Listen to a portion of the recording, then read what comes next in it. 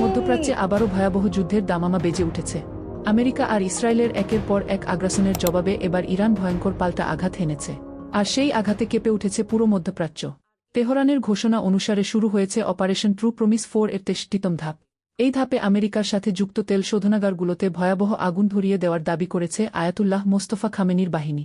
বুধবার রাত 10:29 গর্জে উঠল ইরানের মিসাইল ব্যাটারিগুলো।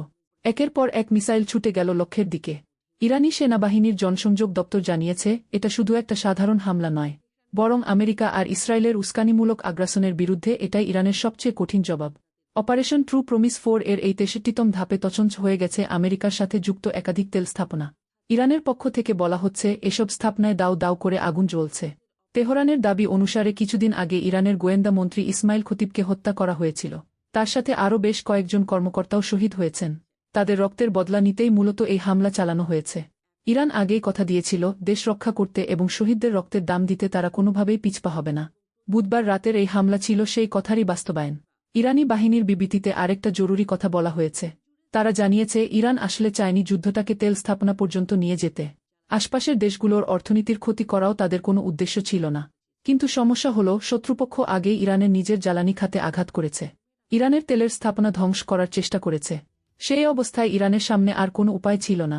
বাধ্য হয়েই তারা এই লড়াইকে একটা নতুন এবং ভয়ঙ্কর পর্যায়ে নিয়ে গেছে। ইরান জুড়ে যখন একটা আর সংহতির সমাবেশ চলছিল, ঠিক তখনই শত্রুপক্ষ ইরানের জ্বালানি খাতে হামলা চালা। তাদের উদ্দেশ্য ছিল সাধারণ মানুষের মনে ভয় ঢোকানো।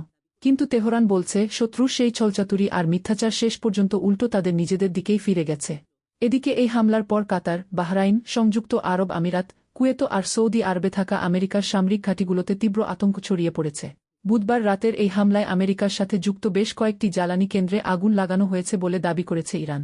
তেহরানের কর্তারা বলছেন, শত্রুরা ইরানের উপর যতটুকু ক্ষতি চাপিয়ে দিয়েছিল, ঠিক ততটুকুই পাল্টা দেওয়া হয়েছে এবারের হামলায়।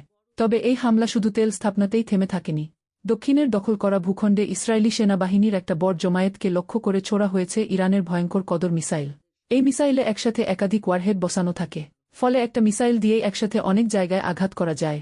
ইরানের দাবি অনুসারে এই আধুনিক মিসাইলের আঘাতে ইসরায়েলি সেনাবাহিনীর গুরুত্বপূর্ণ ঘাঁটিতে বড় ধরনের ক্ষতি হয়েছে। গত মাসের শেষ দিক থেকে শুরু হওয়া এই অভিযান এখন পৌঁছে গেছে ইসরায়েলের একদম ভেতরে। তেল আবিব, আল কুদস, হাইফা বন্দর আর প্রযুক্তি শহর হিসেবে পরিচিত বিয়ার শেবা সবখানেই পৌঁছে গেছে ইরানের মিসাইল।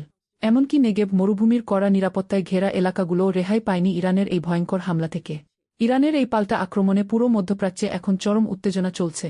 সবার মনে এখন একটাই প্রশ্ন, এই সংকট আরও কতদূর গড়াবে? পরিস্থিতি সামলাতে আন্তর্জাতিক মহল কী পদক্ষেপ নেয় সেদিকে তাকিয়ে আছে পুরো দুনিয়া। সামনের দিনগুলোতে এই যুদ্ধ কোন দিকে মোড় নেবে সেটাই এখন সবচেয়ে বড় আলোচনার বিষয়।